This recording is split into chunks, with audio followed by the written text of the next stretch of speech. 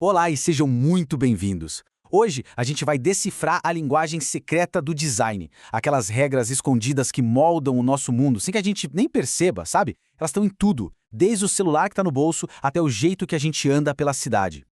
E para começar, uma pergunta que, olha, todo mundo já deve ter se feito. Por que algumas portas parecem que foram feitas para confundir a gente? A gente empurra quando é para puxar, puxa quando é para empurrar. É uma frustração que todo mundo conhece. Mas e se o problema não for nosso? Então, vamos lá. A verdade é que essa confusão toda é sintoma de um problema bem maior. O erro não está em quem usa a porta, mas sim no design da própria porta. É basicamente uma falha de comunicação visual. E essa falha já nos leva para a nossa primeira parte. Não é azar, não é coincidência. Quando um design dá errado, geralmente é porque uma ou mais regras fundamentais foram simplesmente ignoradas.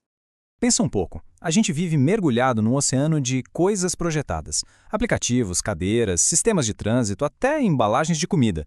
Mas a gente quase nunca para perguntar o porquê por trás delas. Existe uma explicação bem mais profunda para o sucesso ou para o fracasso de cada uma dessas coisas.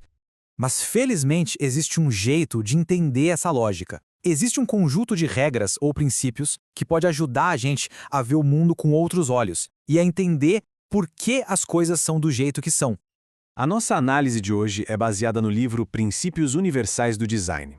Ele é como um guia que ajuda a gente a desvendar essas regras, mostrando como o design influencia nosso comportamento e nossa percepção de jeitos muito sutis, mas também muito poderosos.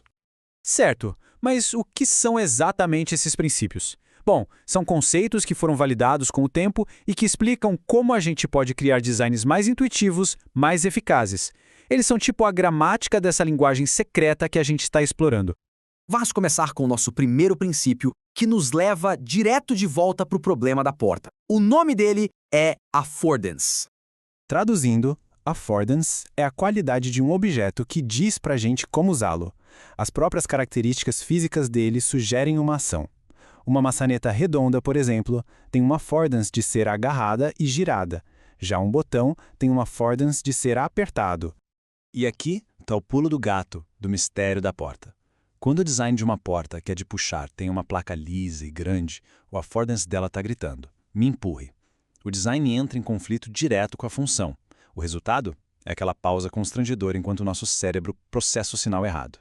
É um exemplo perfeito de falha de design. Agora, saindo um pouco do mundo físico e indo para o digital, nosso próximo princípio é um dos conceitos mais poderosos que existem no design e nos negócios, a famosa regra 80-20. Ele também é conhecido como princípio de Pareto, e basicamente diz que na maioria dos sistemas, 80% dos resultados vem de apenas 20% dos esforços. E essa desproporção, olha, aparece em todo lugar. E os exemplos são muito interessantes.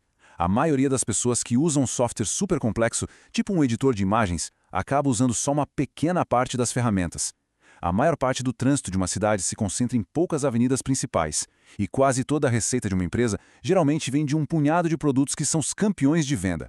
O segredo é identificar e focar nesses 20% que são vitais. Olha só como esse princípio funciona na prática.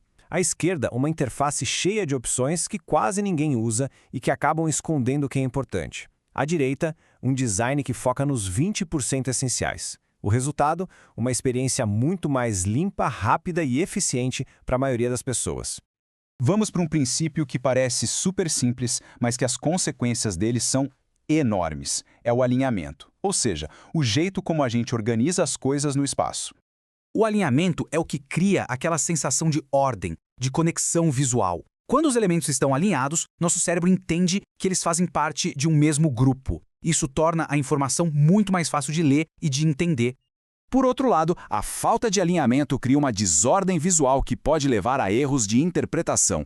E, em alguns casos, as consequências de um simples erro de alinhamento podem ser históricas. Esse aqui é talvez o exemplo mais famoso disso, a chamada cédula borboleta. Por causa desses design desalinhado, os nomes dos candidatos não se encaixavam direitinho com os furos correspondentes. A confusão foi tanta que pode ter alterado o resultado de uma eleição presidencial. É um lembrete poderoso de que o design, mesmo nos seus detalhes mais básicos, importa, e muito. Bom, affordance, a regra 80-20 e alinhamento são só 3 dos mais de 100 princípios que governam o design. Eles nos dão uma nova lente, uma nova forma de enxergar o mundo. E o mais legal é que depois que a gente conhece esses conceitos, fica impossível não vê-los em ação. Eles estão por toda parte, silenciosamente moldando as nossas experiências do dia a dia. Por exemplo, o efeito estética-usabilidade.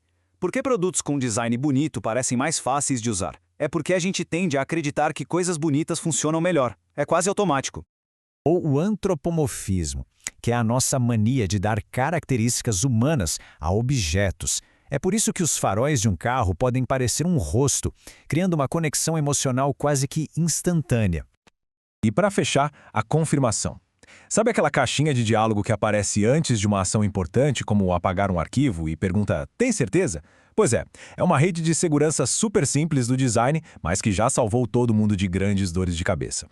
No fim das contas, esses princípios não são só para designers. São ferramentas para pensar. Eles ajudam a gente a entender por que um site nos deixa frustrados, ou por que um produto é tão gostoso de usar, ou por que um formulário é tão confuso.